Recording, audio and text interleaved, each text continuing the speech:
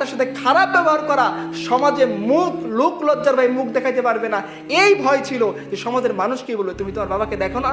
আর আজকে আমাদের সমাজ এমন সোসাইটি বানাইছে যে তারা মডার্ন আধুনিক হয়েছে। আপনারা দেখছেন বনশ্রী একটা ডাক্তার, সেই ইন্টারভিউতে বলতেছিল তার 2 মেয়ে কানাডায় থাকে, সে ফোন করে, ফোন ধরে না।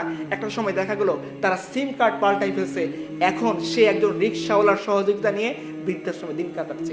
এটা আপনাদের সোসাইটি খুব স্মার্ট বানাইতে চাইছিল সন্তানদেরকে। সে বলছে ইংলিশ মিডিয়ামে পড়াইছি, কানাডায় পড়তে দিছে যাতে তাদের ভবিষ্যৎ উজ্জ্বল হয়, তারা সোনার মানুষ হয়ে গড়ে ওঠে, সুনাগরিক হয়ে গড়ে ওঠে।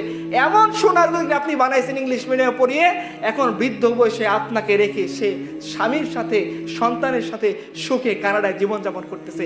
আপনি বৃদ্ধ হয়ে মরে পচে গলিত অবস্থায় কিভাবে আসেন সে আপনাকে খোঁজ নিচ্ছে না। এটা আপনাদের সোসাইটি। তো আমাদের খেয়াল রাখতে হবে যে মানুষ হিসেবে আমাদের মর্যাদা কি, আল্লাহ কোন দায়িত্ব দিয়ে দুনিয়াতে আমাকে পাঠাইছেন, আমি কি ওইভাবেই চলবো যেভাবে শয়তানের সোসাইটি, যেভাবে শয়তানের সিভিলাইজেশন, যেভাবে পশ্চিম আমাকে বলে সেইভাবে, নাকি আমি ওইভাবে চলবো যেভাবে আল্লাহ আমাকে দুনিয়াতে পাঠাইছেন যে কাজের জন্যে, আল্লাহ আমাকে যেভাবে মূল্যায়ন করছে সেইভাবে আমি চলবো, আল্লাহ যেভাবে আমাকে সোসাইটি সেট আপ করতে বলছেন ওইভাবে চলবো, নাকি আমি আমার দিলকে প্রাধান্য দিয়ে, নফসকে প্রাধান্য দিয়ে, শয়তানকে প্রাধান্য দিয়ে, দাজ্জালকে প্রাধান্য দিয়ে, বাতিল শক্তিকে প্রাধান্য দিয়ে চলবো।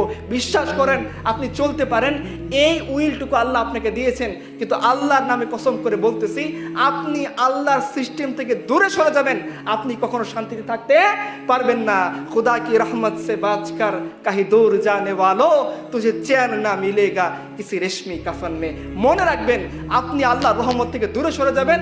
আল্লাহর ওয়াদা হচ্ছে নুয়াল্লিহি মা তাওয়াল্লা, আল্লাহ আপনাকে ওই জাহান্নামের দিকে, নুসরিহি জাহান্নাম, আপনি যেদিকে ফিরতে চান আল্লাহ ওইদিকে ফিরাই দিবেন, আপনাকে আল্লাহ জাহান্নাম পর্যন্ত পৌঁছাই দিবেন, জীবন দুর্বিষহ হয়ে যাবে।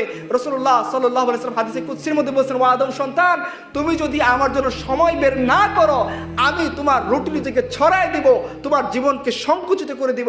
আপনি রেশমি কাফন দিয়েও যদি আপনাকে জানাজা দেওয়া হয় আপনি শান্তি পাবেন না। এটা আল্লাহর ওয়াদা, এবং আল্লাহ বলছেন ওয়াদা পালনের ক্ষেত্রে আল্লাহর চেয়ে বেশি অগ্রগামী কেউ।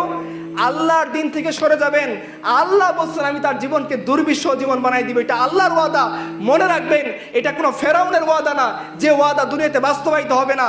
এটা আরশে আজিমের রব, এটা আরশ কুরসির রব, সারা দুনিয়ার কুল কায়নাতের রব ওয়াদা করছেন যে আল্লাহর সিস্টেম থেকে দূরে সরে যাবে, যে আল্লাহর সিস্টেমকে অস্বীকার করবে, যে আল্লাহর দেওয়া নিজাম থেকে সমাজকে দূরে সরে নেবে, সেই সমাজ, সেই পরিবার, সেই ব্যক্তি, সেই রাষ্ট্র কোনোদিন শান্তি পাবে না। যার প্রমাণ আপনি দেখতেছেন, 53 বছর 54 বছর আগে স্বাধীনতা লাভ করছেন, আপনার চেয়ে দূরবর্তী অনেক কুফফার রাষ্ট্র কোথায় থেকে কোথায় চলে গেছে, আর আমি এখনো নেংটি নিয়ে টানাটানি করতেছি।